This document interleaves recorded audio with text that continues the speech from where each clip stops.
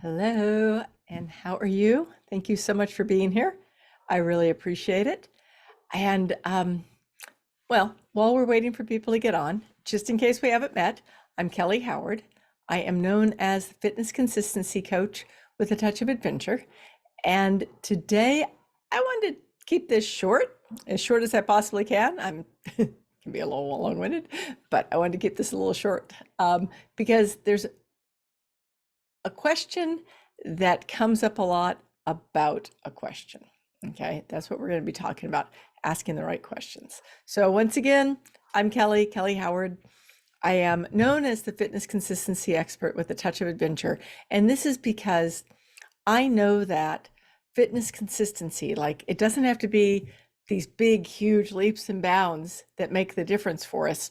It's small, consistent steps that actually change everything, right? It changes everything. And the touch of adventure comes from the fact that I believe we should be having some fun in our life.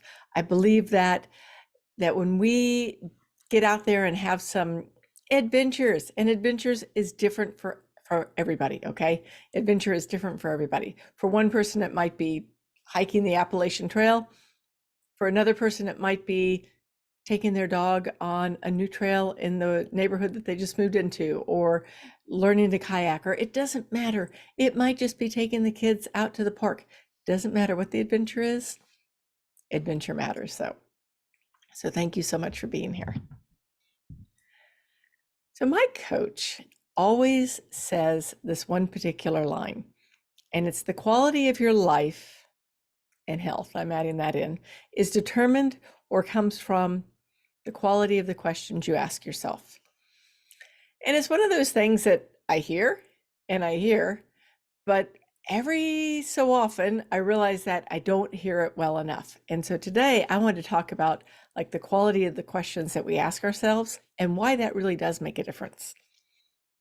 So there is a saying that all growth is preceded by a mindset shift. And to me, what that means is that before we can make any change that we want to make, we have to actually change the way that we're thinking. And it doesn't have to be huge. It really doesn't have to be huge at all. It can be the smallest thing in the world. But we just have to change something about the way that we're thinking so that we can then bring in those things that we want to bring into in life. So today, thinking about all growth is preceded by a mindset shift, and the fact that if we do what we've always done, we're going to always get the same results. We all know that one, right? We've heard it a million times, and yet it's what happens so much, right? It just happens. Partially because of habit, okay? Probably a large partially because of habit, but also because of the fact that we're busy, okay? We're busy. We're trying to get a lot of things done, trying to get things happening, so on and so forth. And sometimes it's just easy to rely on autopilot.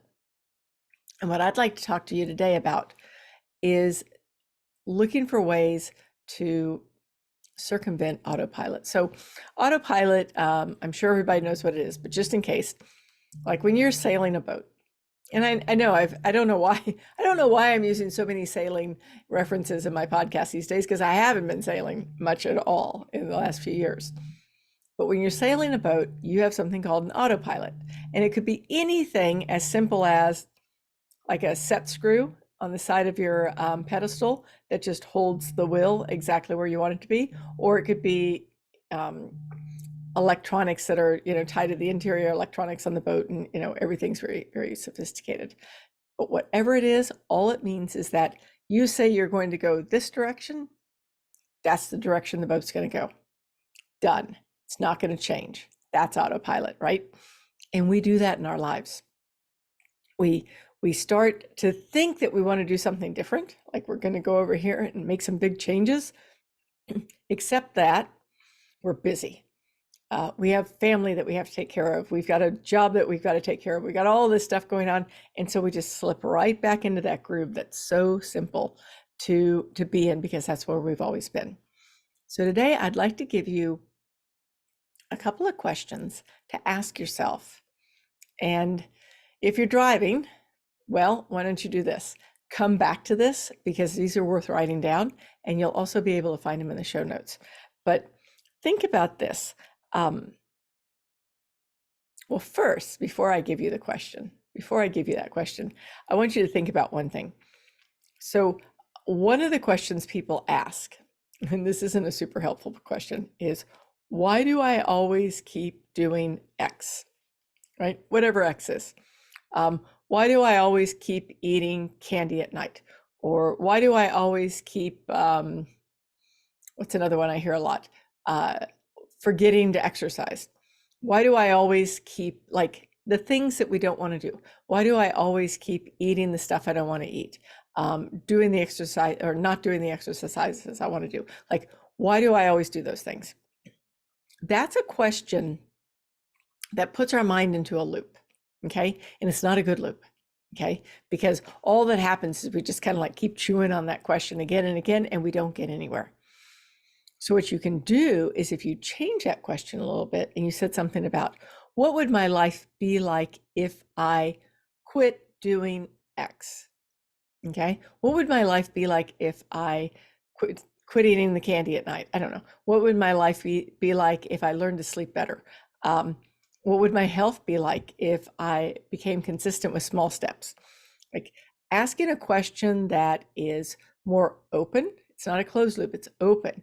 And it allows your mind to go, oh, well, let me come up with some solutions instead of stuck in the same old loop. Another one might be, you could ask yourself, what would my fitness be like in 12 weeks if I tried doing X? Or how would I become more, this is one I hear a lot. I'm just not motivated.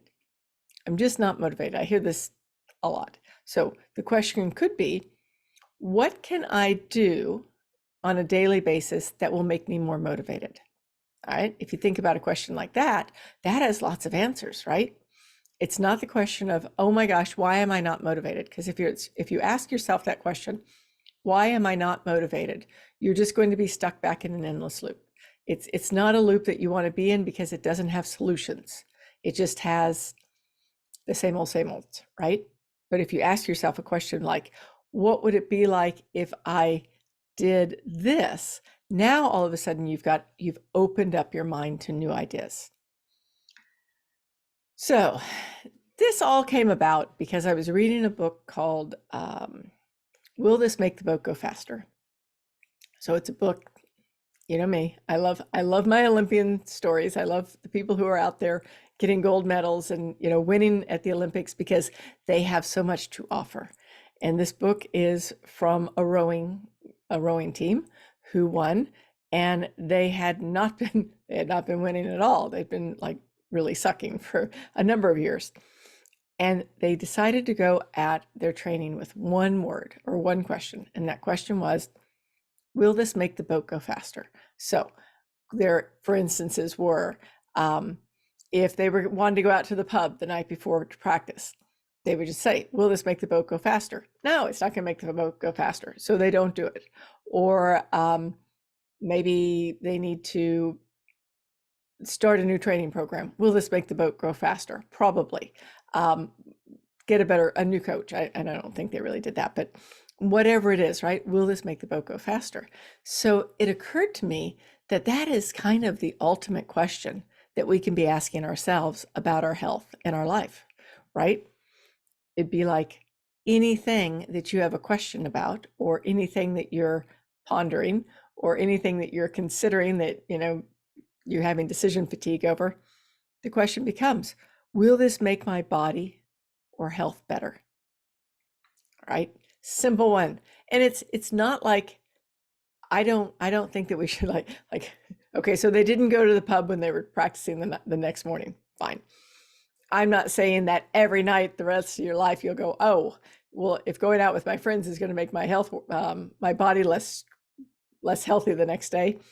That's not what I'm saying. What I'm saying is that these are the questions we need to be asking ourselves when we come to those forks in the road, that maybe it's the second glass of wine for the evening, or maybe it's the sitting down with dessert and the remote, or maybe it's skipping working out altogether because you're too busy that day. I mean, there's so many things, right? Like our whole life is designed really, if you think about it, about decision points. And usually, coming back to what we were talking about at the very beginning, we don't use those decision points. We just stay in a rut and do what we've always done because it's just easier. So there are so many times during the day that you have a decision point.